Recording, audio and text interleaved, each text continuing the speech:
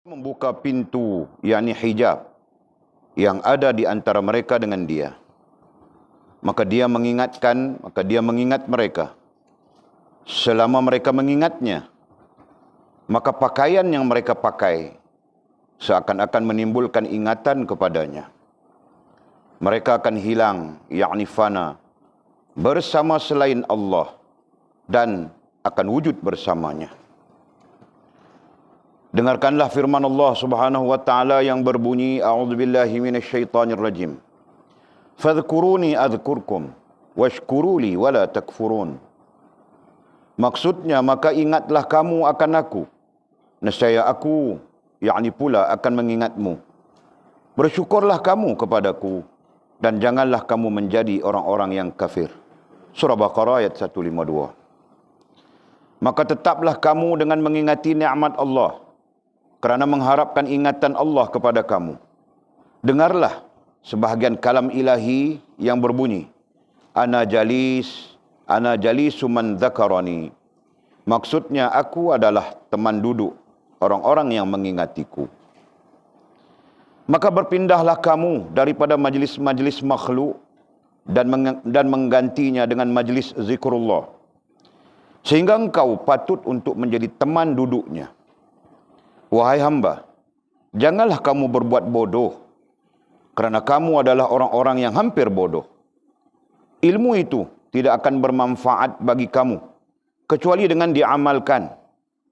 Ia menjadi kewajipan kamu untuk merubah yang hitam menjadi putih. Itulah hukum Allah yang mesti kamu laksanakan hari demi hari, tahun demi tahun, sehingga engkau mendapat kemanisan buahnya di tangan kamu. Wahai hamba, ilmumu sentiasa memanggilmu, seakan-akan ia berkata kepadamu, aku akan menjadi penghujahmu jika kamu tidak mengamalkan aku. Sebaliknya, aku juga akan menjadi hujah bagimu jika kamu mengamalkan aku. Nabi SAW bersabda, yahtiful ilmu bil amal, fa in ajabahu wa illa irtahal. Maksudnya, ilmu itu akan bersuara dengan amal. Jika engkau memperkenankannya, yakni menjawab seruannya. Jika tidak, maka ilmu akan pergi, yakni hilang dari dadamu. Kemudian kata musannif, akan hilang keberkatan. Alhamdulillah, kita panjatkan setinggi-tinggi syukur kita kepada Allah Subhanahu wa taala. Sekali lagi pada malam yang berbahagia ini, Allah Subhanahu wa taala menghimpunkan kita untuk meneruskan pengajian kita daripada kitab Fathur Rabbani ala Faidur Rahmani, yang terjemahannya bermaksud menjadi kekasih Allah. Mudah-mudahan Allah Subhanahu wa taala melimpahkan rahmatnya kepada kita, dan mudah-mudahan juga Allah Subhanahu wa taala melimpahkan kepada kita ilmu yang sedang kita teliti, yang sedang kita kaji, yang sedang kita belajar terkait dengan kerohanian, terkait dengan diri kita sendiri, ya, dari disiplin ilmu tasawuf, ya, dan kita belajar khusus tentang diri kita sendiri. Nah, kenapa kita belajar tentang diri kita sendiri? Kerana diri kita lah objek, ya, yang sedang berjalan kembali kepada Allah Subhanahu wa taala. Dan kita belajar tentang diri sendiri supaya kita mencapai apa yang dinamakan dengan sedar diri, ya. Jadi mudah-mudahan dengan limpah rahmat Allah Subhanahu wa taala, dengan barakahnya baginda Nabi kita sallallahu alaihi wasallam, barakahnya ilmu, ya, kita akan dikurniakan oleh Allah Subhanahu wa taala sedar diri, di mana sedar diri itu menjadi kunci hubungan di antara kita dengan Allah Subhanahu wa taala, ya. Okey, jadi kesempatannya limpahkan Allah, mari kita sambung pengajian kita merujuk muka surat yang ke-27, masih lagi di majlis ketiga. Sehingga kata musannif rahimahullahu taala, bertaubatlah engkau sekarang juga kepada Allah. Bertaubatlah. Bertaubat itu kata kerja, berarti lakukanlah taubat. laksanakanlah taubat. Amalkanlah taubat. Dan taubat itu adalah salah satu sifat ruhaniyah, sifat ruhaniyatul mukminin. Ya, taubat itu salah satu daripada sifat ruhaniyah bagi orang-orang yang beriman. Dalam arti kata yang lain, orang-orang yang beriman mesti ada padanya, pada dirinya, pada rohaniyahnya, sifat taubat itu. Ya, bukan saja sifat taubat, malah bertaubat. Jelaskah? Jadi perhatikan betapa bertaubat itu terkait dengan sedar diri.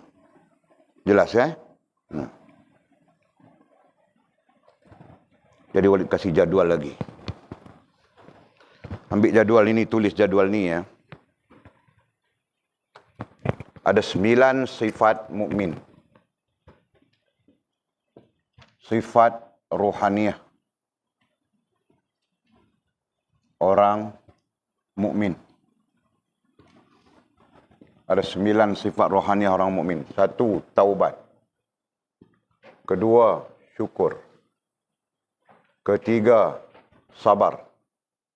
4, zuhud. 5, khauf. 6, raja. 7, redha. 8, tawakal. 9, mahabbah. Dan ada ulama yang memasukkan satu tambahannya. 10, qanna'ah. Ada 10 sifat. Nah, kita nak pakai 9 pun boleh, kita nak pakai 10 pun boleh. Nah, kita bincang sikit banyak setiap satu. Ini khusus untuk siapa-siapa yang tak ikut Futhul Ghaib ya. Siapa yang ikut Futhul Ghaib, yang ini dah jadi biasa. Maklumat ini dah jadi biasa. Jadi rutin. Okey. Dan kita bahagikan kepada 2 bahagian.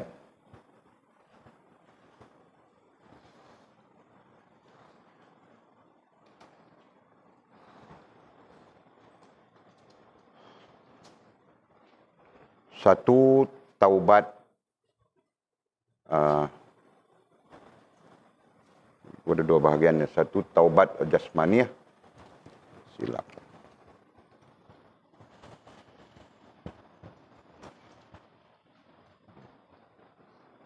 Satu, taubat jasmaniyah. Yang kedua, taubat ruhaniyah. Jadi ada taubat yang sifatnya jasmaniyah dan ada taubat yang sifatnya ruhaniyah. Ya. Dan taubat adalah sebahagian daripada amalan. Ya. Taubat adalah sebahagian daripada amalan. Jelaskah?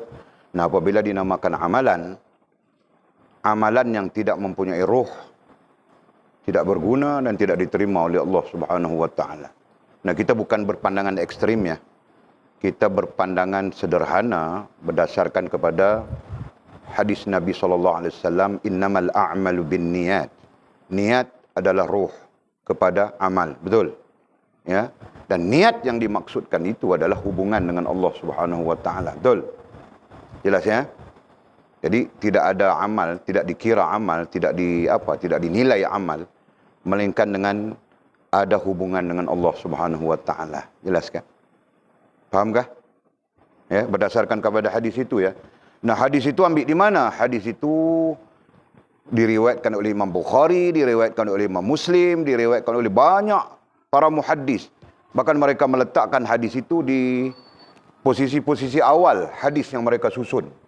Ya, hadis innamal a'malu binniyat wa innamal likulli imri'in ma nawa. Ya, ada yang mengatakan hadis itu terkait hijrah dan sebagainya. Okey? Jadi hadis itu menyebut tentang amal ya. Amal, hadis sahih itu. Amal mesti bercampur dengan niat. Nah, pada sisi hadis. Adapun niat itu maksudnya hubungan dengan Allah. Sebab itu kita niat solat saja ku sembahyang fardu maghrib 3 rakaat kerana Allah Subhanahu wa taala. Jadi niat itu menghubungkan kita dengan Allah Subhanahu wa taala. Adapun istilah niat itu adalah istilah fiqh. Kalau istilah tauhidnya adalah tasdik. Ya kan? Tasdik sama saja. Manakala istilah tasawufnya adalah rasa. Ya. Jadi kalau kita bercakap dalam konteks disiplin ilmu tasawuf berarti rasa berhubungan dengan Allah Subhanahu wa taala. Fahamkah? Nah, kita beramal bercampur dengan berserta dengan rasa berhubungan dengan Allah Subhanahu wa taala. Amal dan kemudian campur dengan rasa berhubungan dengan Allah Subhanahu wa taala. Nah, itulah yang akan diterima oleh Allah Subhanahu wa taala. Jelaskah? Nah, jadi kita bercakap tentang apa? Kita bercakap tentang taubat. Taubat, kemudian kita masukkan kata kerjanya ber. Jadi bertaubat. Nah, itu satu amalan. Ya, satu amalan yang mesti sifatnya sama saja. Ya, ini amalan mesti sifatnya mesti berhubungan dengan Allah. Fahamkah? Nah, kalau taubat yang tidak berhubungan dengan Allah, nah tidak memberi makna apa-apa. Ya kan? Astaghfirullahalazim, astaghfirullahalazim, astaghfirullahalazim, astaghfirullahalazim. Kita tidak kita tidak menafikan pahala di sisi Allah Subhanahu wa taala. Itu hak Allah Subhanahu wa taala. Nah, mungkin saja Allah memberikan pahala, mungkin saja tidak. Al-Quran menjelaskan tentang itu, ya kan? Tetapi dari sudut berdirinya sesuatu amal, nah terkait langsung seperti mana yang kita sebutkan dengan hubungan dengan Allah Subhanahu wa taala, terkait langsung. Nah, jadi di sana menjelaskan kepada kita jika sesuatu amal tidak terhubung dengan Allah, maka dianya tidak dikategorikan sebagai amal yang diterima oleh Allah Subhanahu wa taala. Sedangkan kita dalam usaha kita, dalam kesungguhan kita supaya amal kita diterima oleh Allah Subhanahu wa taala, gitu kan? Nah, jadi kita masuk kepada isunya yang sedang kita berbincang adalah taubat.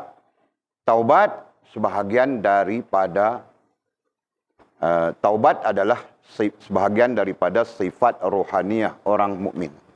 Nah, dalam arti kata yang lain, orang yang beriman mesti. Nah, istilah kita mesti ya. Nanti kita berjumpa dengan hukum. Nah, hukumnya wajib. Istilah kita mesti. Begitu kan? Hukumnya adalah wajib bagi orang yang beriman itu bertaubat. Beramal dengan sifat taubat. Ya, jelaskah? Nah, wajib bagi orang yang beriman itu bertaubat, beramal dengan sifat taubat. Nah, untuk kamu orang ini kamu orang yang belajar ini advance ya. Kita mula dengan istilah-istilah yang lebih advance. Okey. Nah, ini jadwalnya. Jadwal ini menunjukkan 9 sifat taubat, 9 sifat rohaniah, bukan sifat taubat ya. 9 sifat rohaniah yang tersusun. Ya. Nanti khatam kita kitab Futhul Ghaib ya. Kita akan mengaji kitab baru. Khatam kitab Futhul Ghaib ni ya, kita akan belajar kitab baru. Namanya Mukasyafatul Qulub.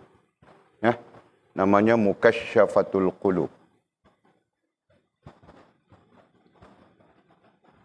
Nah, karya Imam Hujjatul Islam Al-Ghazali rahimahullahu ta'ala. Nah, dalam kitab Mukasyafatul Qulub ini, dia akan mendetailkan semua ini. Ya. Dia akan berbincang dengan kita secara detail. Semua yang kita sebutkan ini.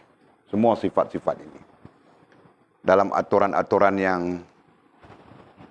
menurut dia, mana yang dahulu, mana yang kemudian. Ya. Nah, hari ini kita tak bincang macam tu. Cuma kita nak sebut saja.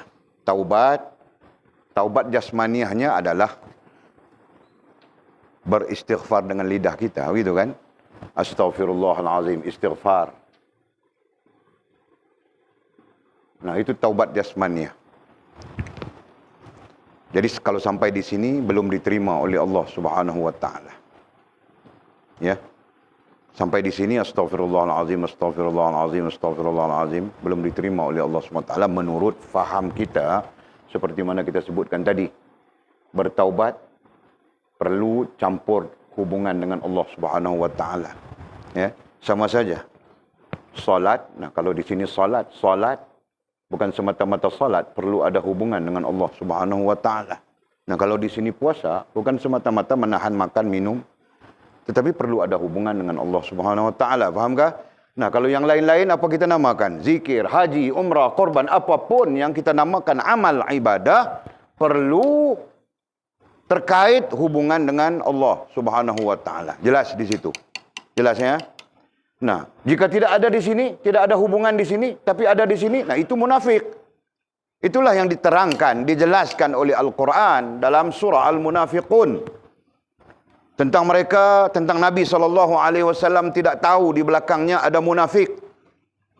Beribadah seperti Nabi, mengikut Nabi. Nah, artinya mereka salat, mereka taat, mereka patuh seperti yang diajar oleh baginda Nabi SAW. Nah, sampai-sampai baginda Nabi pun tidak tahu. Rupa-rupanya ada munafik, dia pun tidak tahu. Sehingga, nah berdasarkan kepada tafsir, ya, berdasarkan kepada ulama tafsir, sehingga tahun ketiga ke awal tahun keempat hijrah ataupun hujung tahun ketiga hijrah. Nah, berarti 2 tahun berlalu sudah. Hijrah Nabi SAW dari Makkah ke Madinah. Nah, baru baginda Nabi tahu setelah diberitahu oleh Allah Subhanahu wa taala melalui turunnya surah Al-Munafiqun. Turun ayat idza ja'akal munafiqun qalu nashhadu innaka la rasulullah wallahu yashhadu innaka la rasuluh wallahu yashhadu innal munafiqina lakadzibun. Nah, turun ayat itu. Ya. Idza ja'aka, bila datang kepadamu wahai Muhammad. Idza ja'akal munafiqun, orang-orang yang munafik. Qalu, mereka akan berkata, nashhadu innaka la rasulullah, mempersaksikan engkau sebagai Rasulullah. Berarti mereka mengaku Nabi Muhammad itu sebagai Rasul. Nah, bukan saja mengaku, bahkan mereka mengikut Nabi Muhammad SAW. Itu kan? Nah, wallahu yashhadu innaka la rasuluh. Nah, pada hari ini Allah ingin mempersaksikan kepada Rasulnya. Berarti Allah ingin memberitahu Rasulnya. Allah menyatakan kepada Rasulnya. Wallahu yashhadu innal munafiqina lakadzibun. Allah mempersaksikan bahwa orang-orang munafik itu lakadzibun. Lakadzibun dengan makna pembohong, pendusta, penipu dan sebagainya. Nah, jadi di mana kedustaannya orang munafik padahal mereka salat di belakang Nabi?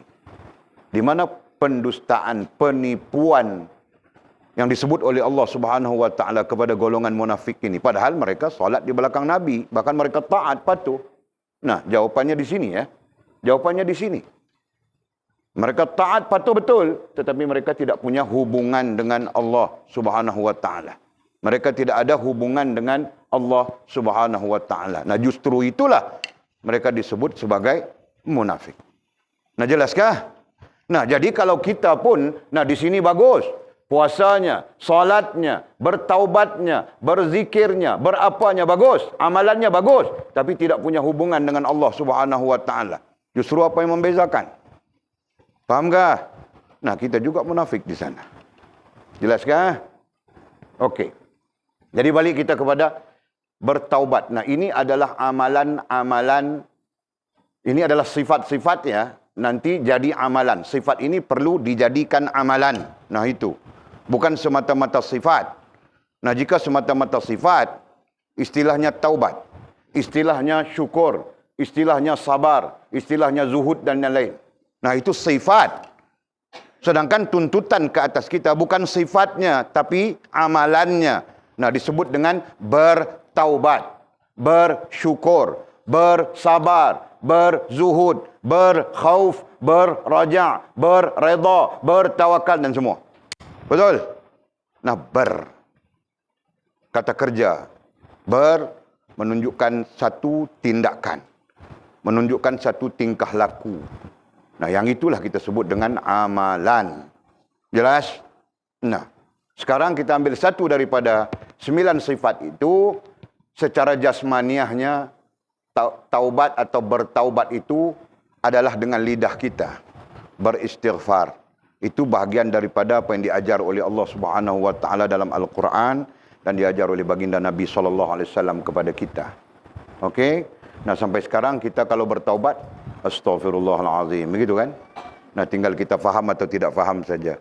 Nah, yang tidak faham, istighfar itu menjadi mainan saja, menjadi kebiasaan saja, begitu kan? Yang tidak faham. Adapun orang yang faham, istighfar itu adalah sesuatu yang sangat besar dan sangat berat. Kan? Apa yang disebut antaranya saqilatain, saqil fil mizan. Saqilataini fil mizan itu dua kalimah la ilaha illallah Muhammadur Rasulullah. Nah, ada beberapa kalimah yang pada baginda Nabi kita sallallahu alaihi wasallam adalah berat di mizan, sedangkan ringan di lidah. Ya. Berat di timbangan. Timbangan artinya neraca Allah Subhanahu wa taala. Ya, sisi Allah Subhanahu wa taala, tapi ringan saja pada lidah. Yang pertama, la ilaha illallah Muhammadur Rasulullah. Nah, ringan saja pada lidah kan? Nah, tapi sangat berat di sisi Allah Subhanahu wa taala. Yang kedua adalah istighfar. Istighfar.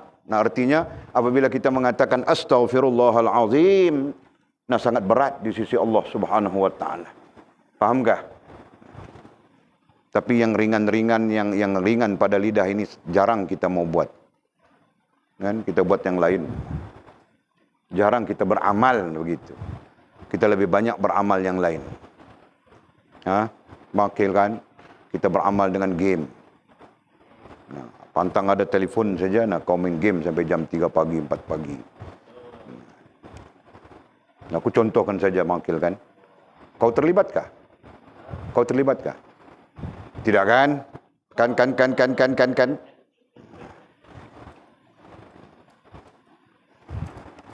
Yang perempuan-perempuan main game juga kah? Tidak kan sila? No, alhamdulillah. Jadi tidak main game, istighfar saja kan? Hah? Tidak juga. Istighfar pun tidak. Okey. Nah, jadi faham sudah kita ya. Taubat secara jasmaniah ialah apa yang kau lakukan dengan anggota badanmu. Betul? Nah, itu saja. Nantinya syukur secara jasmaniah pun sama saja kau lakukan dengan anggota badanmu. Apa yang kau lakukan dengan anggota badanmu ketika kau bersyukur? Nah, kata para ulama, kau melakukan perintah Allah Subhanahu wa taala itu tanda kau syukur. Nah, tapi itu tetap dengan anggota badanmu. Begitu kan? Kau melakukan sedekah, nah itu tanda kau syukur. Kau melakukan infak, nah itu tanda kau bersyukur. Dan sebagainya. Nah, tetapi sifatnya tetap dengan anggota badanmu. Begitu. Ya kan? Kau menghulurkannya. Dalam poket kau ada RM50. Tiba-tiba ada orang minta sedekah. Kau seluk dalam poket kau apa? Kau apa? Begitu-begitu apa? Dalam cari yang paling kecil kan? Nah, cari yang paling kecil saja begitu. Nah, kau tarik. Kan?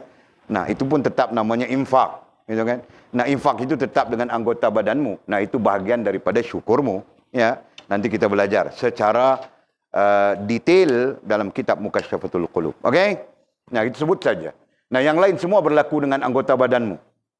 Semua berlaku dengan anggota badanmu. Termasuk sabar, zuhud juga. Sabar pun sama saja. Kau tahan saja marahmu kan. Nah, mukamu berubah sudah jadi hitam-hitam saja. Tapi kau tahan senyum saja. Gitu kan? Nah, itu mungkin. Faham tak? Ya. Begitu juga zuhud sama saja. Kau ada duit banyak di dalam poket ini. Kan? Tengok orang lain pakai semua elok-elok. Kau macam biasa saja kan. Kau tahan saja. Hati berkeinginan mau pakai yang bagus, yang cantik, yang elok begitu begini kan. Kalau mereka handsome, aku pun handsome. Begitu kan. Kalau mereka itu cantik, aku pun cantik. Jadi tahan saja.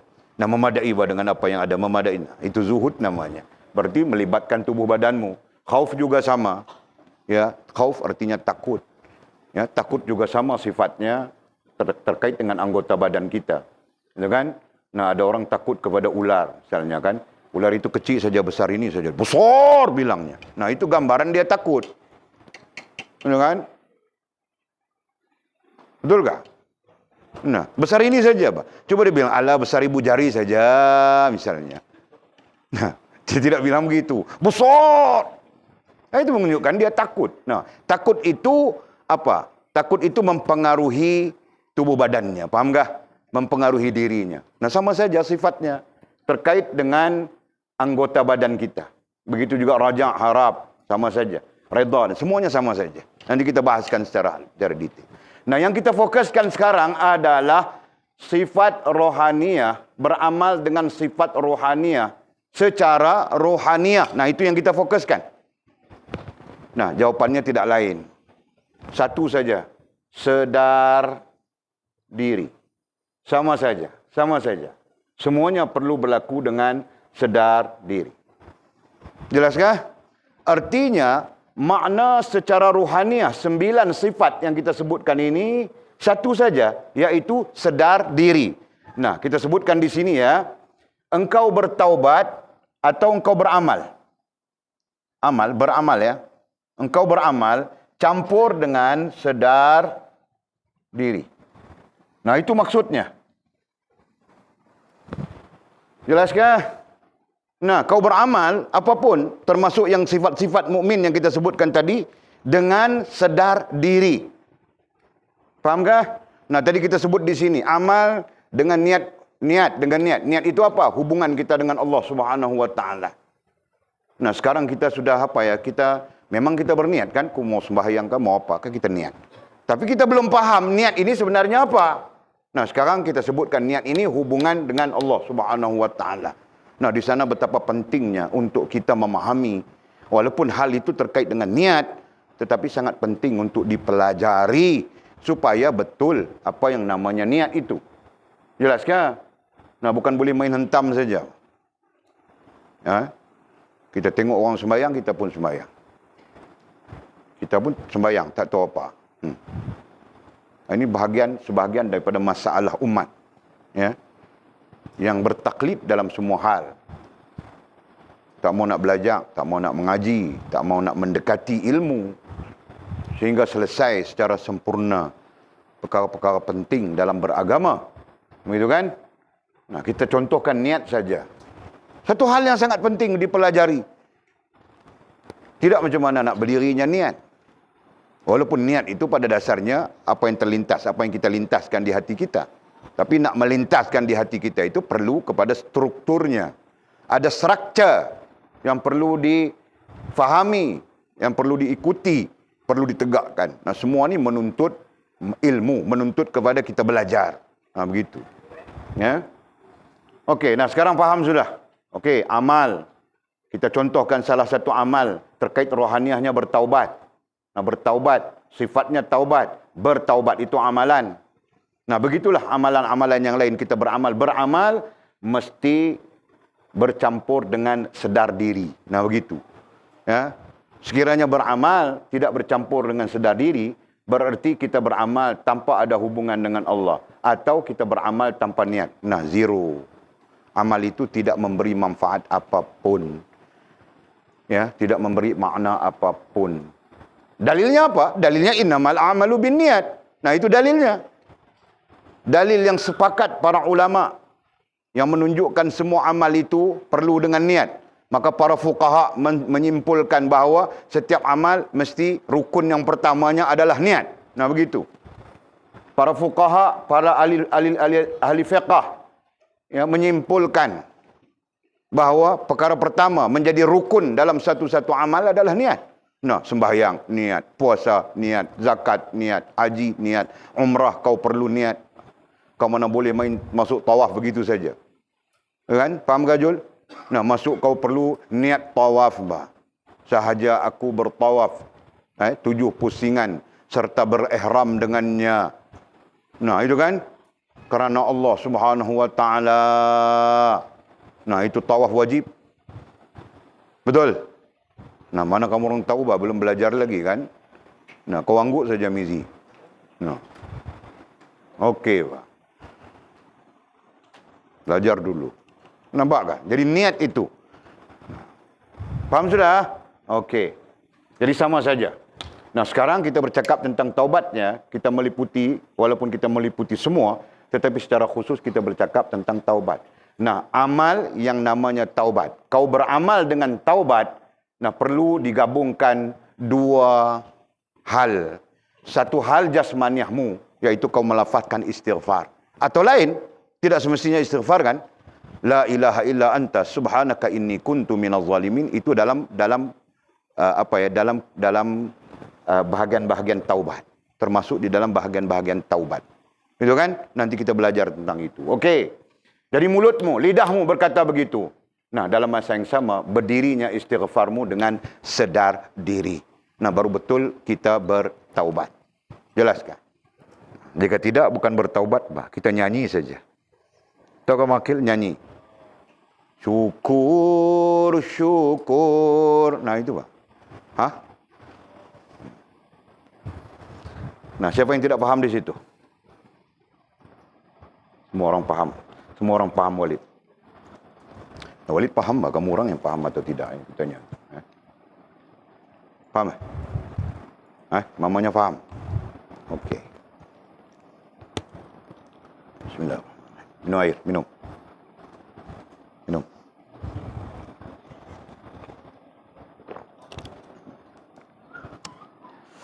Okey.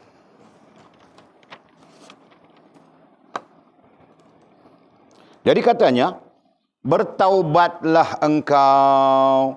Nah, dhabitnya apa? Bertaubatlah engkau, dhabitnya apa, Jul? Laksanakanlah, beramallah. Nah, begitu kan? Jadi pastikan dhabit itu jelas. Beramallah engkau, laksanakanlah, ay lakukanlah, ya, taubat itu, ya. Sekarang juga, bukan nanti-nanti, ya, bukan nanti-nanti, sekarang juga. Nah, apa maksudnya sekarang juga? Dalam ilmu bahasa, kita akan belajar tiga keadaan, ya, dalam ilmu bahasa. Dah, kita boleh implementasikan ilmu bahasa itu kepada keadaan apapun, ya. Satu, apa yang disebut sebagai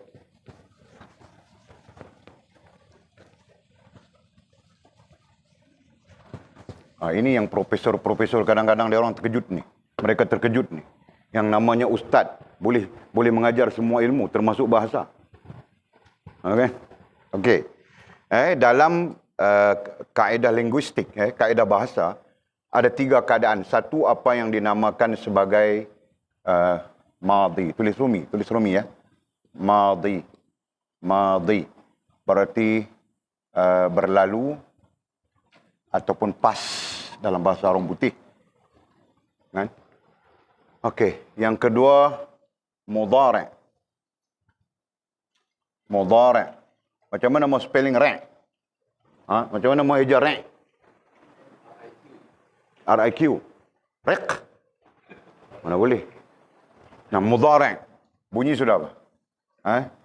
Mudhari' sedang berlaku. Sedang berlaku ataupun current. Current, ya? Semasa. Betul? Present. Betul. Dalam bahasa dia panggil present. Present. Okey. Betul lah, present. Present perfect tense. Present. Present tense, present perfect tense, past tense. Itu kan? Present. Okey, kemudian amar.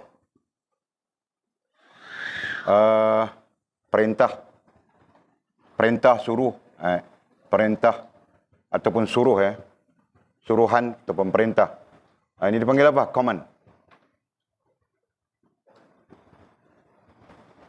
Nah, jadi ini bahasa, ya. Ini ilmu bahasa. Okey, jadi keadaan itu akan begini. Sama saja. Ada yang madhi, ada yang mudhari', ada yang amar. Ada yang sedang berlaku, telah berlaku, sedang berlaku, dan perintah untuk melakukan, perintah untuk dilakukan. Nah, itu istilah orang putih. Ya.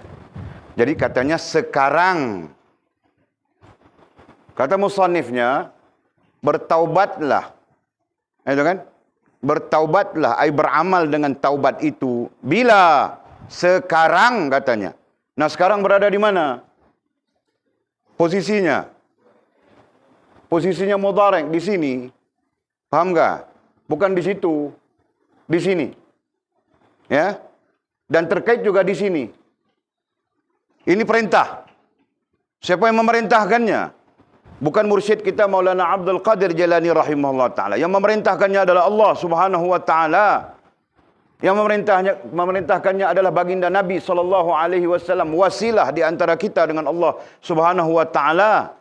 Nah, Allah memerintahkan. Banyak dalil Al-Quran yang menyebut tentang itu. Ya kan? Nabi SAW memerintahkan. Sesuai dengan Nabi, baginda Nabi itu adalah wasilah di antara kita dengan Allah subhanahu wa ta'ala. Nah, mereka lah yang memerintahkan.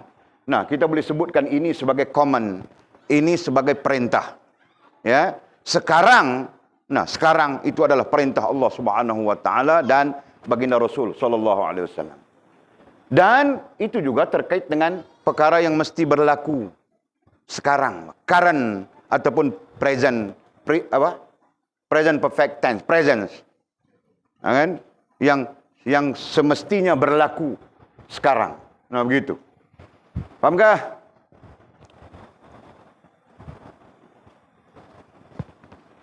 Okey.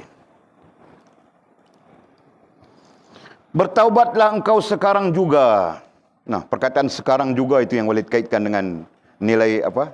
Kaitkan dengan bahasa tadi, linguistik. Ya. Nah, bukan besok, bukan lusa. Nah, kalau sekarang, sekarang.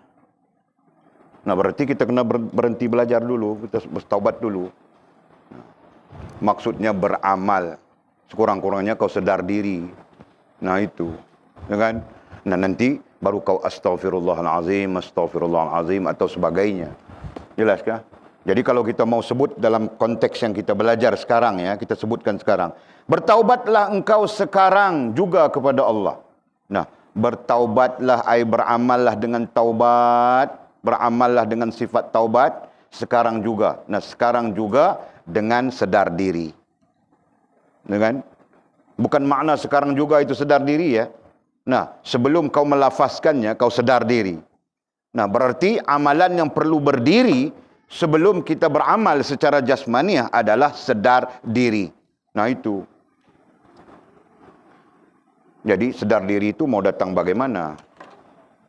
Ya, macam mana boleh berlaku sedar diri kepada kita? Macam mana boleh berlaku sedar diri kepada ummah umumnya? Namizi, jawab. Dengan ilmu, ya, dengan ilmu. Nah, ilmulah yang akan membawa ummah, nah kita, termasuk kita, kepada sedar diri. Ya, ilmulah yang akan membawa manusia khususnya kepada sedar diri. Nah, tanpa ilmu, terus-terusan tidak sedar diri, berterusan. Ya, salah pun tidak sedar salah, berdosa pun tidak sedar berdosa. Kan? Tidak sedar diri.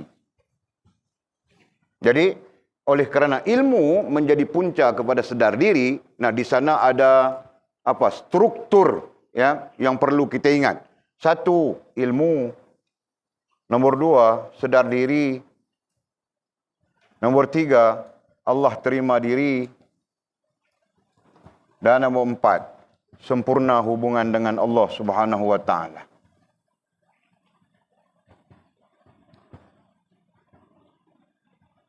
Nah, jadi ini strukturnya.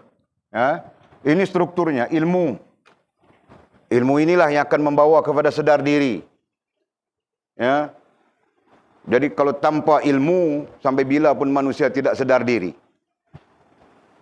Mungkin berandaian-andaian macam itu saja. Ya, mungkin benar andaiannya, tapi banyak keadaan salah andaiannya. Okey? Dan apabila sedar diri, kita sebut sedar diri ya. Sedar diri inilah yang menghubungkan kita dengan Allah Subhanahu wa taala. Bermulalah Allah menerima diri kita. Ya, Allah menerima diri kita apabila kita mempunyai hubungan dengan Dia. Jelas? Nah, jika kita tidak mempunyai hubungan dengan Dia, macam mana Allah mau terima diri kita? Betul? Nah, fahaman mudahnya begitu. Apabila Allah menerima diri kita, nah baru di sana kita akan sampai kepada sempurna hubungan dengan Allah Subhanahu wa taala. dan sempurna hubungan dengan Allah SWT inilah yang menjadi tujuan, menjadi matlamat setiap hamba Allah SWT ya, yang mukmin. Betulkah? Fahamkah? Nah, begitu. Okey.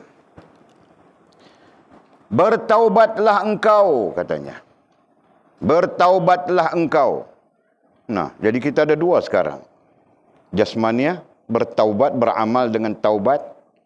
Jasmaniah beramal dengan taubat rohaniah. Ya, kita ada dua sekarang, fahaman kita jelas sudah. Jadi katanya bertaubatlah engkau dari segala perbuatan, ucapan. Nah, jadi dia gabungkan di situ terus kan? Jasmaniah dan rohaniah. Bertaubatlah engkau dari segala perbuatan. Nah, perbuatan-perbuatan kita apapun, bertaubat kita. Ya. Bertaubat kita daripada apapun perbuatan-perbuatan kita yang mungkin menyalahi, bercanggah dengan syariat Allah Subhanahu wa taala. Perbuatan-perbuatan kita yang mungkin bercanggah dengan iman. Perbuatan-perbuatan kita yang mungkin bercanggah dengan Islam. Perbuatan-perbuatan kita yang mungkin bercanggah dengan ihsan. 3 rukun agama. Nah, jika bercanggah ketiga-tiganya, berarti agama tidak berdiri di dalam diri kita. Dalam arti kata yang lain, kita tidak beragama pada hakikatnya. Ya, jelas kan? Nah, belum lagi kita kaitkan dengan munafik. Tidak beragama pada hakikatnya. Tinggal kita berandaian. Nah, aku Islam. Kenapa nama aku Islam? Nah, dalam IC ku juga tulis Islam. Nah, itulah andaian yang ada pada kebanyakan orang. Ya, mereka tidak mendirikan solat, mereka tidak peduli kepada perintah agama, mereka tidak peduli kepada syariat Allah Subhanahu wa taala, tetapi tetap mendakwa bahawa mereka Islam. Jelas kah? Nah, kita bincang secara ilmu, nantinya kita akan terjumpa sudah kita dalam kitab-kitab lain. Ya, bahawa yang Islam itu beramal dengan Islam. Jika tidak beramal dengan Islam, mana mungkin kita mengatakan dia Islam? Begitu kan? Yang iman itu orang yang beramal dengan iman. Jika dia tidak beramal dengan iman, mana mungkin kita mengatakan dia beriman? Nah, demikian seterusnya, gitu kan? Yang makan itu orang yang makan. Nah, jika dia tidak makan, mana mungkin kita mengatakan dia akan kenyang, gitu kan? Nah, boleh paham enggak? Jadi tetap ya, yang beragama dengan agama Allah Islam itu adalah yang beramal dengan syariat Allah Subhanahu wa taala, yang namanya iman, yang namanya Islam, yang namanya ihsan. Yang tidak beramal dengan syariat Allah Subhanahu wa taala, yang namanya iman, Islam, ihsan itu, maka pada hakikatnya mereka tidak beragama. Jelas kah? Nah. Jadi kalau tidak beragama itu apa? Mungkin syirik. Ya, mungkin nifaq, munafik. Nah, mungkin gabung ke semua sekali. Okey. Jadi bertaubatlah engkau dari segala perbuatan. Macam-macam ada perbuatan kita. Perbuatan terkait iman, perbuatan terkait Islam, perbuatan terkait ihsan. Nah, jika bercanggah kita dengan Allah Subhanahu wa taala dan Rasul, atau bercanggah dengan agama, nah bertaubat kita. Bertaubat dengan jasmaniah, bertaubat juga dengan rohaniah. Nah, begitu. Tidak memadai taubat itu jasmaniah saja. Ya. Nah, perlu digabungkan dengan rohaniah. Sedangkan rohaniah itu menuntut kita apa? Menuntut kita sedar diri, gitu kan? Ya, bertaubat secara rohaniah itu adalah sedar diri. Sedar diri itu yang menuntut kita kepada ilmu. Bagaimana dia mau bertaubat secara rohaniah jika dia tidak ada ilmu? Nah, itu. Kemudian katanya ucapan. Nah, bertaubat juga kita daripada ucapan. Ucapan artinya cakap-cakap. Perkataan-perkataan yang keluar daripada lidah. Suara-suara yang keluar daripada lidah kita. Yang mungkin bercanggah. Ya, yang mungkin bercanggah dengan iman. Mungkin bercanggah dengan Islam. Dan mungkin bercanggah dengan ihsan. Mungkin kita sedar, mungkin kita tidak sedar, gitu kan? Nah, jika kita tidak sedar diri, nah, kita sangat berada dalam keadaan tidak sedar. Nah, kita mengucapkan kata-kata ya yang mungkin merosakkan iman, merosakkan Islam, merosakkan ihsan. Bercanggah dengan iman, bercanggah dengan Islam, bercanggah dengan ihsan, dan merosakkan struktur agama di dalam diri kita. Sedar atau tidak sedar. Nah, kita masih sebut sedar atau tidak sedar ya. Padahal sedar tidak sedar itu terkait dengan sedar diri langsung. Jadi berapa ramai manusia yang rusak agamanya. Ya. Yang dia tidak sedar, gitu kan? Berapa ramai manusia hamba-hamba Allah ya, yang rusak imannya, rusak Islamnya, rusak ihsannya, sedangkan mereka masih lagi dalam keadaan tidak sedar. Nah itu. Mudah-mudahan Allah Subhanahu wa taala memelihara kita semuanya. Apalagi? Dan semua tujuan keagamaanmu. Nah, perlu juga kita bertaubat ya, daripada kesalahan-kesalahan yang mungkin berlaku ya, pada semua tujuan keagamaanmu. Pada semua tujuan keagamaan ai ibadah.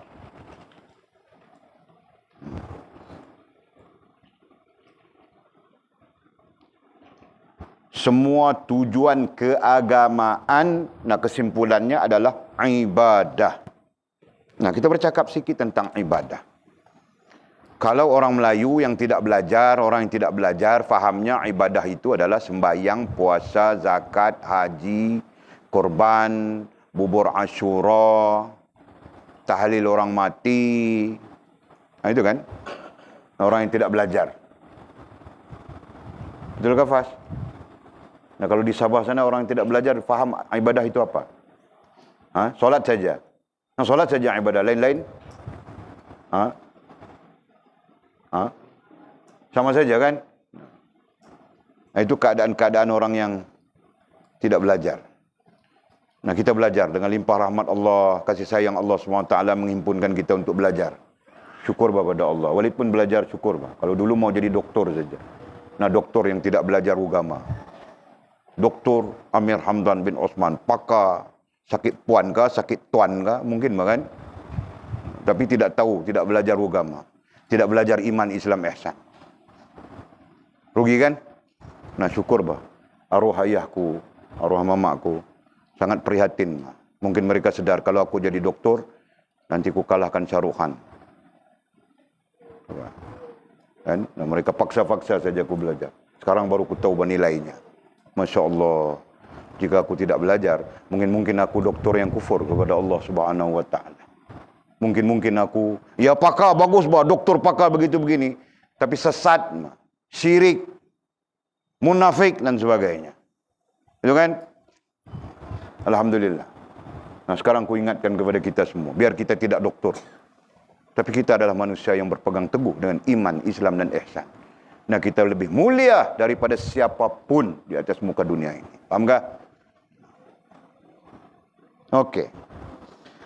Jadi kita sebutkan tadi apa? Ucapan, bertaubat daripada perbuatan, ucapan dan semua tujuan keagamaan. Nah, tujuan keagamaan itu akhirnya adalah ibadah.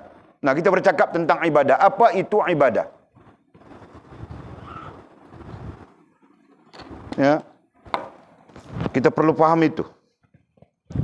Kerana keadaan kita tidak sama dengan orang yang tidak belajar. Sama sekali. Orang yang tidak belajar dalam konteks yang kita maksudkan. Ya. Tidak belajar dalam konteks yang kita maksudkan adalah tidak belajar tentang iman, Islam, ihsan. Tidak belajar rukun agama. Ya. Mereka tidak tahu apa itu ibadah. Sesungguhnya. Ya, kita boleh buat kajian. 100 responden kita ambil. Kita kutip saja di pasar, di mana. 100 responden. Nah, kita akan dapati mereka tidak paham apa itu ibadah. Macam boleh sebutkan tadi, kebanyakannya memberi jawapan ibadah itu adalah sembahyang, puasa, zakat, haji, umrah, korban, bubur Asyura, tahlil orang mati. Nah, kebanyakannya akan memberi jawapan begitu. Ya, betul kah? Mau buat kajian kah? Kalau ikut sistem universiti, belajar universiti, nah kita perlu buat kajian. Sebenarnya kajian itu nanti ada. Di ujung pengajian kamu orang, nah perlu ada satu kajian. Setiap orang mesti ada satu kajian. Tapi tajuk ini tidak boleh ya. Tajuk ini boleh cakap sudah. Jadi dapatannya nanti dapatan yang menipu. Jadi Walid tidak mau begitu. Ya, Walid kiaskan saja 100 responden, maka kita akan dapat jawapannya salah. Gitu kan? Umumnya akan mengatakan seperti kita jawab tadi, yang namanya ibadah itu adalah skop yang kecil. Ibadah itu adalah sembahyang, ibadah itu adalah puasa, ibadah itu adalah zakat. Seperti itu saja. Ya. Dan kita ingin mengatakan bahawa ibadah itu ya, secara ilmu ibadah itu meliputi hidupmu sampai kepada matimu. Nah, itu ibadah. Ya, meliputi. Nah, di sini kita, di sini diri kita, ya, di sini. Nah, dia meliputi. Ini meliputi. Ya, ibadah. Sebab itu kita belajar dalam konteks struktur, dimensi, kita belajar begini ya. Di sini adab. Nah, adab itu kita, diri kita. Kemudian di sini ibadah. Dan meliputi ibadah itu adalah akidah. Betul? Ya. Ini diagramnya. Ini diagram yang menunjukkan kita perlu begini. Kita perlu hidup begini. Ya. Diagramnya begitu.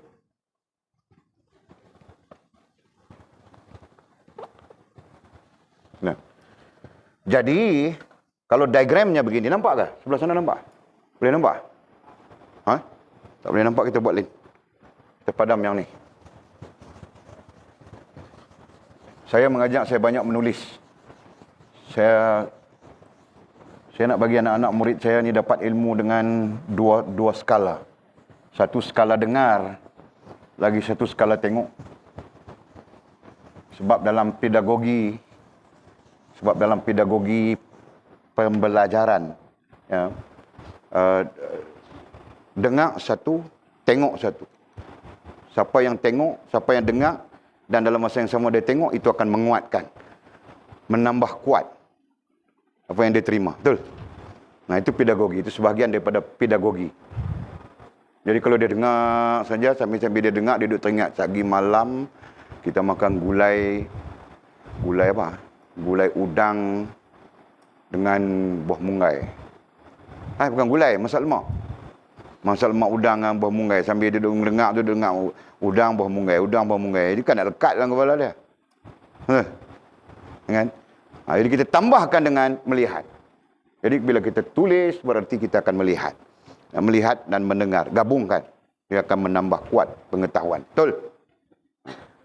Jadi kita bawa di sini ya. Kita bawa di sini. Tadi kita bagi diagram asas. Diagram dasar. Ni diri kita. Agama. Dan Allah Subhanahu Wa Taala. Ini diagram dasar. Ya, diagram ini kita implement. Kita bawa kepada diri kita terkait dengan adab. Kemudian ibadah. Dan kemudian akidah. Nah, kalau kita baca daripada sini, daripada atas, akidah dulu, kemudian ibadah, kemudian adab. Ya, diri kita tetap berada di tengah-tengahnya. Berarti diri kita perlu diliputi oleh ibadah dan akidah yang betul. Nah, begitu. Boleh faham kan? Okey. Jadi apabila kita menyebut apa tadi? Menyebut ibadah. Nah, di sini tidak terhenti ya. Di sini tidak terhenti setakat sembahyang, puasa, zakat, haji, umrah, korban dan sebagainya. Kan? Sebab yang meliputi ibadah kita tu nantinya adalah akidah. Ya, dalam perkara akidah melibatkan semua perkara dalam hidup kita. Tidak ada perkara yang tidak terlibat akidah. Betul kan? Nah, kecuali nanti ada isu-isu. Contohnya isu Imam Mahdi. Apakah itu terlibat dengan akidah misalnya? Nah, itu saja, isu-isu. Tapi ada pun semua hal terkait dengan akidah. Tidak ada yang tidak terkait dengan akidah. Betul?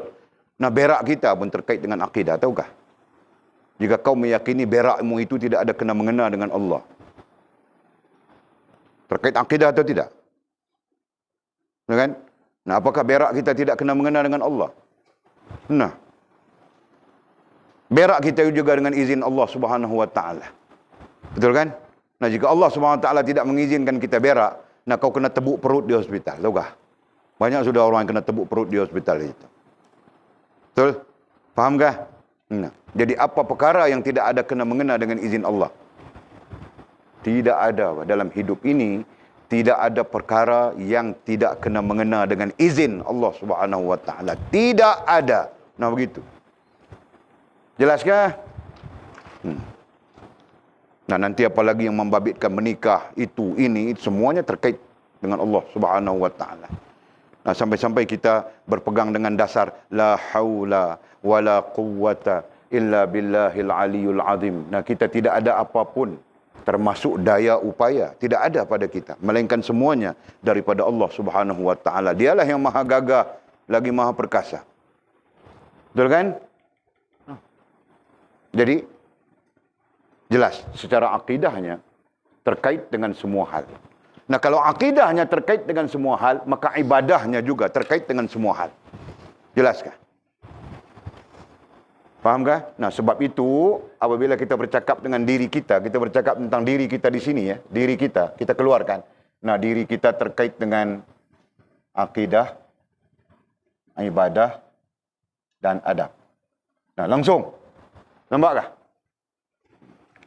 Diri kita terkait dengan akidah, berarti akidah yang kita sebutkan tadi perlu meliputi diri kita. Ya, diri kita terkait dengan ibadah, ibadah yang kita sebutkan tadi perlu meliputi diri kita. Adab yang kita sebutkan tadi perlu meliputi diri kita. Nah, sekiranya berlaku campur akidah, campur ibadah, campur adab. Nah, itu yang dipanggil insan. Bukan manusia lagi. Ya, itulah yang dipanggil insan menurut Al-Quran. Laqad khalaqnal insan. Nah, Al-Quran menggunakan istilah insan. Nah, sisi lain Allah menggunakan istilah an-nas. Ya ayyuhan nas, ya ayyuhan nas ittaqu rabbakum. Ya ayyuhan nas, an-nas diterjemahkan dengan makna manusia. Insan juga manusia, tetapi berbeza. Nah, apa perbezaannya?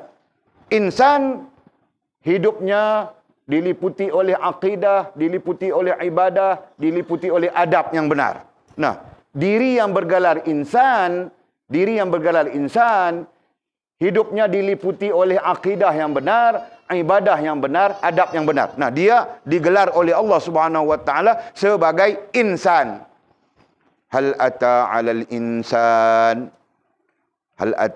insan hinum minad dahr. Ya kan? Nah, insan. Ya ayyuhal insan, ma gharraka bi rabbikal karim. Insan. Nah, insan itu apa? Insan itu adalah manusia-manusia yang berada dalam kesempurnaan syariat. Nah, itu definisinya. Ya. Al-insan adalah manusia-manusia yang berada di dalam kesempurnaan syariat. Nah, syariat itu iman, Islam, ihsan, akidah, ibadah, adab.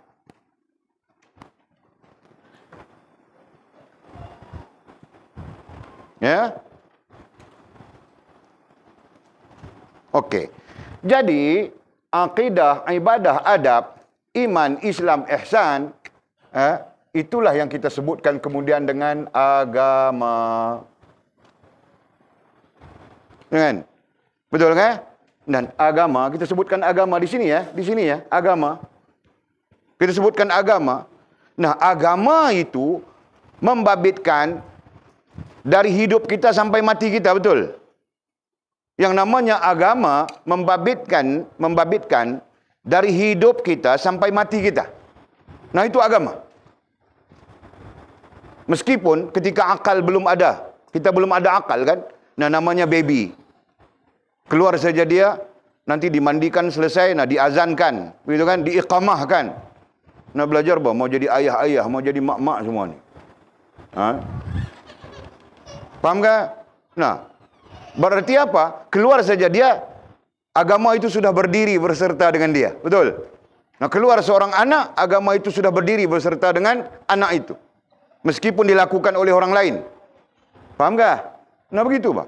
Sampai mati. Betul? Agama. Nah, berarti ibadah itu, ya, tadi kita faham sudah ya, berarti ibadah itu akan berlaku dalam diri kita sampai kita mati. Jelas? Nah, ini bermaksud apapun aktiviti yang berlaku ya, ketika kita hidup sampai kepada kita mati, nah semuanya terkait dengan ibadah. Faham tak? Nah, itu maksudnya. Jadi makanmu akan jadi ibadah. Tidurmu akan jadi ibadah. Ya. Lawan ibadah itu apa?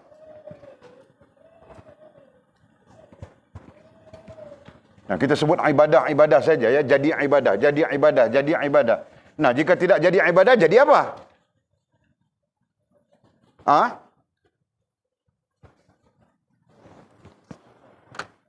Nah, jika hidup kita, dalam hidup kita, aktiviti hidup kita keseluruhannya terkait dengan agama, berarti dia jadi ibadah. Ya, lawan jadi ibadah. Sekarang jadi ibadah. Nah, jadi ibadah, okey? Nah, sekiranya aktiviti hidup kita bercanggah dengan agama, berarti bercanggah dengan iman, Islam dan ihsan.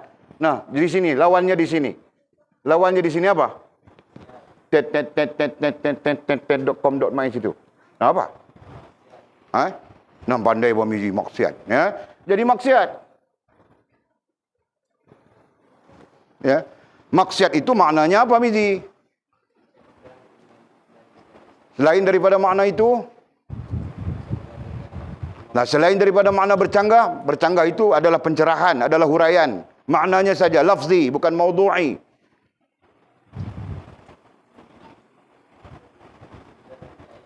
Derhaka. No. Maksiat itu maknanya derhaka. Nah, itu maksud. Apabila kita bercanggah dengan Allah Subhanahu wa taala, apabila kita tidak bercanggah berarti kita berada dalam ibadah. Begitu kan? Nantinya kita akan belajar, oh, hamba ini, diri ini berada dalam ubudiyah yang sempurna. Begitu kan? Nah, jika tidak bercanggah. Faham tak? Nah, jika dia bercanggah, berarti diri ini berada di dalam maksiat. Diri ini dah berada di dalam derhaka. Nah, pencerahan kepada derhaka itulah bercanggah dengan syariat Allah Subhanahu wa taala. Bercanggah dengan iman, bercanggah dengan Islam, bercanggah dengan ihsan. Jelaskah? Nah, kasih betul, Mizi. Kamu mau jadi guru, mau jadi ustaz. Jangan dia jadi ustaz gelong-gelong gitu. Tahu tak? Jadi ustaz yang mempunyai maklumat, mempunyai ilmu, tahu perbezaan, gitu kan? Jangan orang panggil ustaz saja nah. Kita berdepan sudah ustaz yang jadi bomo. Aduh, macam-macam. Ustaz yang jadi bomo, kemudian orang panggil dia ustaz, dia pun main hantu, letak hantu pada orang. Ini pun satu masalah juga. Allah ya Allah. Okey, faham ya? Pastikan kita faham ya, jangan tidak faham. Tidak faham boleh bertanya. Siapapun. Jadilah engkau, kata musannif. Jadilah engkau sebagai satu kaum, katanya. Nah, ini ayat apa penjelasan saja. Jadilah engkau satu kaum di mana amal dan kebajikan yang mereka kerjakan bukan untuk memperolehi penghargaan manusia. Nah, jadilah kita kaum seperti ini. Kaum merujuk kepada ummah secara umum, ya, kaum ummah. Kerana itu diajar oleh baginda Nabi kita SAW. Dalam arti kata lain, baginda Nabi kita mengajarkan umatnya supaya menjadi hamba-hamba yang apapun lillahi rabbil alamin. Ya, apapun dikeranakan dengan kerana Allah Subhanahu wa taala, bukan kerana yang lain, termasuk penghargaan manusia. Nah, tidak termasuk, ya. Jadi jangan kita bercanggah dengan bagaimana baginda Nabi kita SAW mengajar kita dan bagaimana Allah Subhanahu wa taala mengajar kita. Nah, kalau ditanya bagaimana Allah Subhanahu wa taala mengajar kita menjadi hamba yang bagaimana? Qul inna salati wa nusuki wa mahyaya wa mamati lillahi rabbil alamin. Nah itu, kita diajar oleh Allah menjadi hamba seperti ayat yang kita bacakan tadi. Ya. Jadilah hamba seperti yang kita bacakan pada ayat Qul inna salati, sesungguhnya sembayangku, wa nusuki, pengorbananku, tindakanku, amalanku, aktivitiku, wa mahyaya, daripada hidupku, wa mamati, sampai kepada matiku, lillahi rabbil alamin, semuanya dikarenakan dengan kerana Allah Subhanahu wa taala. Nah, itu diajar oleh Allah. Dan baginda Nabi SAW datang kepada umat membawa risalah Allah Subhanahu wa taala, pengajarannya sama saja. Ya. Baginda Nabi menuntun, membimbing, mendidik umat supaya apapun yang kita lakukan ketika hidup kita sampai kepada mati kita, nah semuanya kerana Allah Subhanahu wa taala. Termasuk salat kita, termasuk apapun yang kita lakukan, ya, dari hidup sampai kepada mati, semuanya kerana Allah Subhanahu wa taala. Nah, kita diajar begitu. Jelaskah? Jadi, jadilah kita satu kaum, satu umat, di mana amal dan kebajikan yang mereka kerjakan bukan untuk memperoleh penghargaan manusia. Sama sekali tidak bertujuan untuk penghargaan manusia. Ya, fahamkah? Sama sekali. Jadi manusia mau pandang bagaimana itu terserah dia. Ya, nah kita lillahi rabbil alamin. Jelaskah? Datang belajar dari Sabah ke sini, nah lillahi rabbil alamin. Orang mau pandang bagaimana itu dia punya pasal. Pandangan itu mungkin banyak kan, macam-macam pandangan. Ada yang mizi kau pergi belajar pondok nanti kau mau kerja apa? Nah, itu satu pandangan. Yang lain pula kau nanti jadi ustaz, bah, itu tidak boleh, ini tidak boleh, awek tidak boleh. Nah, itu satu sisi pandangan. Pandangan lain pula bagus bah kau, ya, nanti kau pulang ngajar kami di sini, satu pandangan. Nah, kita akan berdepan dengan bermacam-macam pandangan, betul? Nah, terserah. Aku lillahi rabbil alamin. Aku datang belajar kerana Allah Subhanahu wa taala. Nah, kalau datang belajar kerana Allah Subhanahu wa taala mesti ikut strukturnya ya. Jangan datang belajar kerana Allah Subhanahu wa taala strukturnya tidak mau ikut. Ya, adabnya tidak mau ikut. Mau jadi jahat juga. Ha? Orang bilang jangan hisap vape, mau hisap vape juga. Orang bilang jangan hisap rokok daun juga. Ha? Orang bilang jangan mengurat juga. Nah, itu contoh saja, tidak ada kena-mengena yang hidup maupun telah mati. Kerana apa? Kerana yang buat salah itu semua mati sudah. Ha? Okey. Allah. Tetapi katanya, tetapi semata-mata kerana Allah. Nah, perlu kita menjadi satu kaum, umat ya, satu kaum ai umat. Umat siapa kita? Umat baginda Nabi SAW. Justru baginda Nabi yang mengajar kita begitu. Ya kan? Baginda Nabi mengajar kita begitu kerana apa? Kerana diajar oleh Allah SWT begitu. Nah, apa yang diajarkan? Semata-mata kerana Allah. Nah, itu. Ya. Semata-mata kerana Allah. Itulah yang diajarkan oleh baginda Nabi kepada kita. Jadi, apapun aktiviti dalam hidup, semata-mata kerana Allah. Kenapa? Itulah yang menjadikan hidupmu adalah ibadah. Begitu kan? Nah, hidup, apapun aktiviti yang dilakukan semata-mata kerana Allah, nah itulah yang menjadikan seluruh hidupmu dari hidup sampai mati, ya, dari hidup berarti keluar ke alam dunia ini, ya, keluar ke alam syahadah ini sampai ke mati, nah menjadikan hidupmu adalah ibadah kepada Allah Subhanahu wa taala. Jelas kan? Jangan sekejap ibadah, sekejap maksiat, sekejap ibadah, sekejap maksiat. Nah, jadi ibadah ketika dari kecil sampai besar, sampai balik. Nah, ibadah saja. Kan? Alhamdulillah. Nah, lepas balik, nah mula mau buat maksiat. Mula buat maksiat, derhaka kepada Allah Subhanahu wa taala Rasul. Ya. Jadi Allah menegur kita ya, dalam Al-Quran Allah menegur kita. Ya. Macam mana Allah menegur kita? Kaifa takfuruna billah? Wahai manusia, bagaimana engkau boleh kufur kepadaku, kepada Allah SWT? Wa kuntum amwatan, sedangkan kau datang daripada mati. Nah, Allah menegur kita itu. Ya. Ayat itu, nah kamu orang semua tahu dah ayatnya ya. Allah menegur kita. Macam mana kau boleh kufur kepadaku, kata Allah, sedangkan kau datang dari mati. Dari mati kita kan? bukan dari hidup. Ditiupkan oleh Allah Subhanahu wa taala roh, nah baru kita hidup. Betul? Sebelumnya mati. Nah, ketika kau hidup saja, roh ditiup saja, kau mula tendang perut makmu. Tendang perut mamakmu. Sekejap-sekejap nampak kaki di sini. Sekejap-sekejap nampak kaki sebelah ini. Nah, aku tahu ke? Mamamu tunjuk, kaki anak kita ni. Kaki anak kita ni. Nah, si Ekal itu. Mana dia? Tiada dia dalam majlis kita. Oh. Nah, kamu orang akan rasakan pengalaman itu. Tanya saja makcik-makcik ini semua. Sama saja.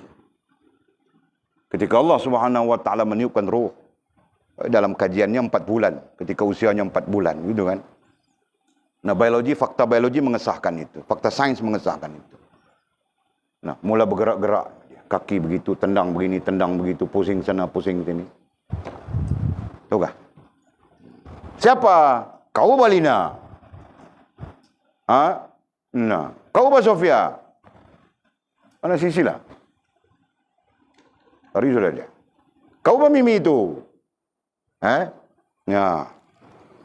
Kemudian summa ahyakum, kemudian Allah menghidupkan kamu. Nah, ditiupkan roh hidup. Ya, summa ahyakum, jadi hidup sejak 4 bulan ke atas hidup, dia terus sampai lahir ke dunia, sampai besar, sampai umur dewasa gitu kan. Nah, mula mau buat jahat sudah. Masa kecil-kecil bagus saja. Ya kan? Besar saja, mula mau jadi jahat sudah. Mula mata pun mau pandang itu, pandang ini. Kan? Tahu saja dia punggung besar, itu besar, ini besar. Mula mau lihat itu, mau lihat ini. Lihat dengan geram. Mula jahat sudah. Mula derhaka sudah. Begitu. Ya. Kemudian Allah mengingatkan lagi. Summa ahyakum, summa yumitukum, kemudian kami akan mematikan kamu. Nah, itu peringatan lagi besar. Ingat ya, kau jangan derhaka, jangan buat dosa. Kenapa? Kami akan mematikan kamu. Nah, Allah peringatkan kita lagi. Selepas mati habiskah? Tidak. Summa yuhyikum, kami akan menghidupkan kamu semula. Summa ilaihi turja'un, dan kau akan kembali menghadap kami. Nah, Allah peringatkan kita satu persatu. Jelaskah? Nah, jangan. Justru jangan. Nah, begitu. Belajar dari sekarang, apapun lillahi rabbil alamin. Apapun yang kita lakukan, apapun yang kita buat, apapun tindakan yang kita ambil, apapun. Nah, semuanya menjurus kepada kerana Allah Subhanahu wa taala. Yang sudah tentu kita akan melakukan kebaikan-kebaikan di sana. Itu kan? Mana ada orang buat kejahatan lillahi rabbil alamin. Ini malam kita curi skarap. Getah skarap orang. Lillahi rabbil alamin. Adakah? No, tidak ada. Yang lillahi rabbil alamin akan membawa kita kepada kebaikan. Nah, begitu maksudnya. Jelas? Orang yang berbahagia, nah, ini pencerahannya, penjelasan. Orang yang berbahagia, apa maksud berbahagia di sini? Nah, berbahagia boleh saja kita kaitkan dengan sempurna hubungan dengan Allah Subhanahu wa taala. Ya. Orang yang berbahagia sempurna hubungan dengan Allah Subhanahu wa taala adalah orang yang yakin.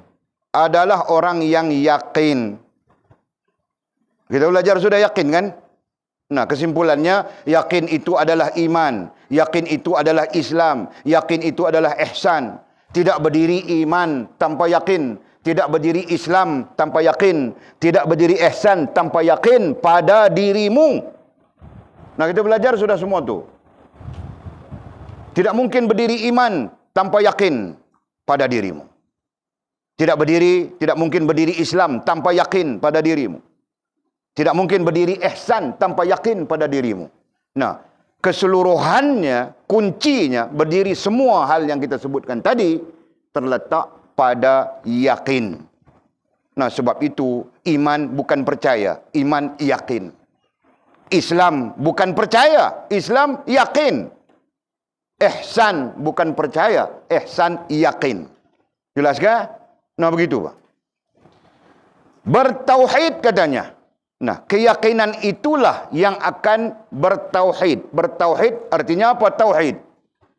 Kesatuan. Tauhid artinya kesatuan daripada iman, Islam dan ihsan. Bertauhid artinya mempersatukan iman, Islam dan ihsan dalam dirimu berdasarkan kepada yakin. Nah, jelas itu. Ya, iman, Islam, ihsan itu datang berasingan secara ilmu, betul? Ya, belajar sudah ya. Secara ilmu datangnya berasingan. Iman lain artinya, Islam lain artinya, ihsan lain artinya. Ya, definisi yang berbeza, tujuan yang berbeza, semuanya berbeza. Tetapi dalam diri kita, ketiga-tiganya itu perlu bersatu, menjadi satu, betul? Nah, menjadi satu itu merupakan ikatan keyakinanmu. Jelaskah? Perlu kutunjuk lagi kah? Perlu tunjuk lagi kah? Nah, tunjuk sudah semua orang. Nah, ini untuk orang yang belum melihat ini. Kita tunjukkan juga. Namanya belajar. Mudah-mudahan Allah Subhanahu Wa Taala memberi kita ilmu juga.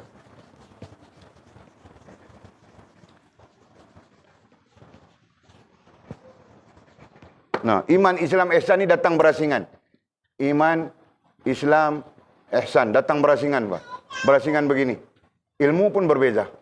Ilmu pun berbeza. Ini namanya tauhid ilmunya. Ini namanya fiqh ilmunya. Ini namanya tasawuf ilmunya. Berbeza kan? Ya, untuk orang yang belajar tasawuf lain bincangnya, fiqh lain bincangnya, tauhid lain bincangnya. Tidak mungkin satu. Itu ilmiah, secara ilmu. Tetapi secara amali, secara praktikal, nah dia satu saja. Dia jadi satu. Begini. Ini apa? Ini diri kita di sini kan? Diri kita terkait dengan tasawuf. Adab. Nah, adab. Diri kita di sini. Kemudian di sini terkait agama, fiqh. Silap tulis sudah. Ibadah. Ibadah sama seperti kita tulis tadi di sini. Dan di sini akidah. Oke. Nah, adab ini terkait dengan ilmunya tasawuf. Ya, ibadah ini terkait dengan ilmunya fiqh. Akidah ini terkait dengan ilmunya tauhid. Macam itu. Ya. Jadi adab terkait dengan ilmunya tasawuf, ibadah terkait dengan ilmunya fiqh, akidah terkait dengan ilmunya tauhid. Itu dari segi ilmu. Tapi dari segi kesatuan, nah begini, Pak. Nah, kesatuan inilah yang disebut dengan tauhid. Tidak sama ya. Tauhid ini tidak sama dengan ilmu. Tauhid di sini gambaran kesatuan iman, Islam, ihsan, gambaran kesatuan akidah, ibadah dan adab dalam diri kita. Jelaskah? Nah, tauhid di sini bukan ilmu. Tauhid ilmunya di sini. Tauhid di sini adalah, nah istilahnya bertauhid, begitu kan?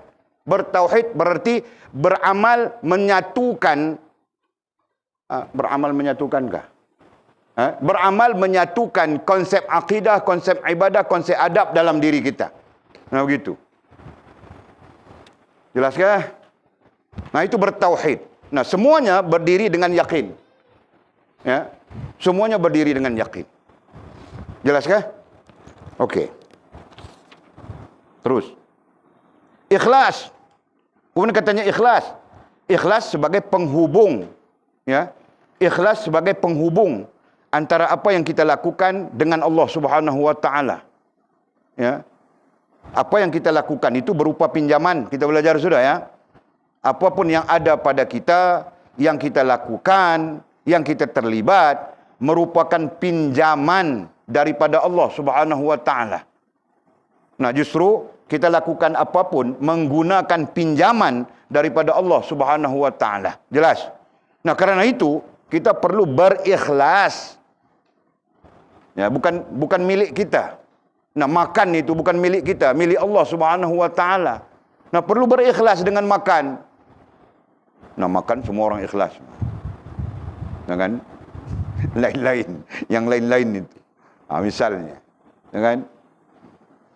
Berikhlas, nanti kita kasihkan pencerahan di waktu lainnya. Berikhlas. Nah, di sana ikhlas itu sebagai penghubung, ya, supaya apa yang kita lakukan itu menjadi kebajikan di sisi Allah Subhanahu Wa Taala. Ya. Nah, ikhlas itu, letaknya ikhlas itu kalau dengan Allah yang kita bilang lillahi rabbil alamin, yang kita sebutkan lillahi rabbil alamin. Nah, itu semata-mata kerana Allah Subhanahu Wa Taala. Okey. Dan bersabar katanya. Dan bersabar. Semuanya semuanya merujuk kepada kata kerja. Ya, bersabar. Tadi kita belajar antara sifat 9 sifat rohaniah mukmin. Salah satunya adalah sabar. Bersabar, gitu kan? Dan bersabar atas semua cobaan ujian. Atas semua cobaan dan dugaan ujian Allah Subhanahu wa taala. Jadi dalam arti kata yang lain, dalam padang takdir hidup kita, kita berdepan dengan cobaan, dugaan ataupun ujian, gitu kan? Jadi ketika kita berdepan dengan cobaan, ujian, cobaan, dugaan ataupun ujian, sama ada kita berdepan dengan ujian ataupun tidak, kita perlu yakin. Kita perlu bertauhid, kita perlu ikhlas, berikhlas, dan kita perlu bersabar. Sama saja. Faham kah? Itu maksudnya.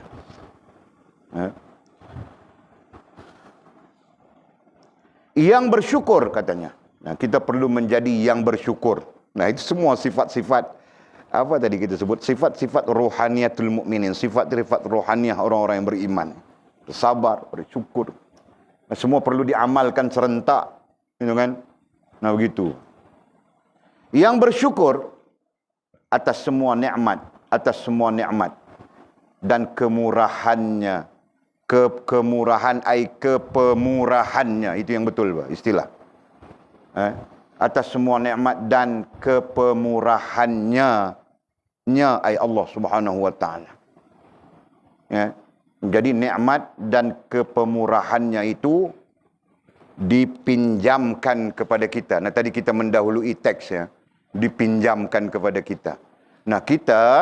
Kita berdiri, beramal, beraktiviti apapun, semuanya di atas pinjaman Allah Subhanahu wa taala yang Maha Pemurah itu, ya, yang memberikan kepada kita nikmat itu dengan kepemurahannya, dan kita semuanya berdiri di atas pinjaman itu. Betul?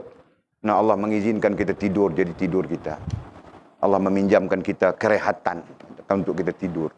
Allah meminjamkan kita siang malam. Allah meminjamkan kepada kita apa yang menjadi keperluan kita, berupa udara, berupa makanan, berupa minuman dan sebagainya. Faham tak? Itu. Jadi semua nikmat itu menuntut kita bersyukur dengan sedar diri. Bukan alhamdulillah, alhamdulillah, alhamdulillah. Syukur dengan sedar diri. Kalau bersyukur saja tidak sedar diri, yang paling banyak bersyukur adalah artis-artis. Tahu tak? Alhamdulillah semuanya alhamdulillah. Kan? Tapi kalau digabungkan syukur dengan sedar diri, mereka itu adalah orang-orang yang terpilih saja.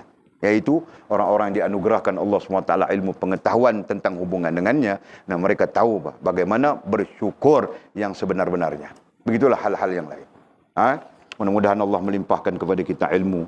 Semakin lama kita belajar, semakin kurang pengajiannya. Satu paragraf saja. Nanti ke depan mungkin satu baris saja. Oke, kita berhenti di situ. Kemudian kata musannif, Allahu a'lam.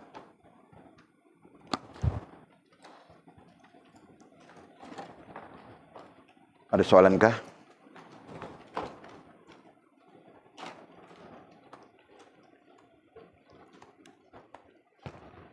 Tidak,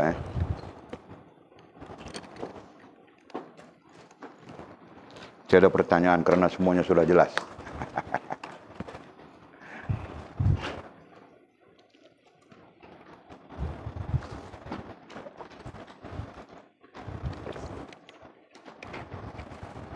Oke, tiada. Terima kasih ya. Nanti jemput makan semua orang ya. Mau tanya satu soalan saja, sikit saja. Siapa yang ada terambil mesin? Walid pinjam mesin itu daripada siapa? Walid pun tidak tahu siapa pemegang mesin itu, pemilik mesin itu. Mesin servo yang kecil itu. Macam ni kan? Jadi Walid tak tahu siapa dia ambil hilang mesin itu. Tak ada dalam simpanan. Tak, bukan masalah, tak apa. Jadi siapa-siapa yang terambil, ya, sila pulangkan. Kerana mesin itu Walid pun pinjam. Jadi kerana Walid pinjam, jadi Walid bertanggungjawab. Kalau ada yang mau main mesin itu, tidak kira siapa pun, Walid akan beli ganti 10 biji. Kalau ada yang mau main mesin itu, mesin saver itu, mau potong-potong misai itu, nah kalau ada yang mau main, nah Walid akan beli ganti 10 biji. Tapi pulangkan yang itu. Ya. Mana tahu terambil kah, terlupa kah, apakah, cari. Ya. Bukan soal Pakcik Jemin bilang tidak apa-apa, tapi itu soal Walid meminjam. Ya. Jadi kasih tahu lah kepada siapa-siapa. Kalau ada budak-budak kah, nampak budak-budak main kah. Okey. Bismillahirrahmanirrahim. Alhamdulillahirabbil alamin wassalatu wassalamu ala asyrafil mursalin sayyidina wa maulana Muhammad wa ala alihi washabbihi ajma'in. Allahumma iftah lana futuhal arifin warzuqna fahman nabiyyin waj'alna min ibadikas salihin. Allahumma ihdinas siratikal mustaqim siratal ladzina an'ama Allah minan nabiyyin was-siddiqin wasyuhada'i was-salihin. Allahumma rabbana iftah bainana wa bain qaumina bil haqq wa anta khairul fatihin. Allahumma a'inna ala dzikrika wa syukrika wa husna ibadatik. Allahumma faqihna fid din wa 'allimna at-ta'wil. Allahumma faqihna fid din wa 'allimna at-ta'wil. Allahumma faqihna fid din wa 'allimna at-ta'wil. Wa sallallahu ala sayyidina Muhammadin wa ala alihi wa sahbihi wa baraka wa sallam. Walhamdulillahi rabbil alamin. Taqabbalallahu minna wa minkum.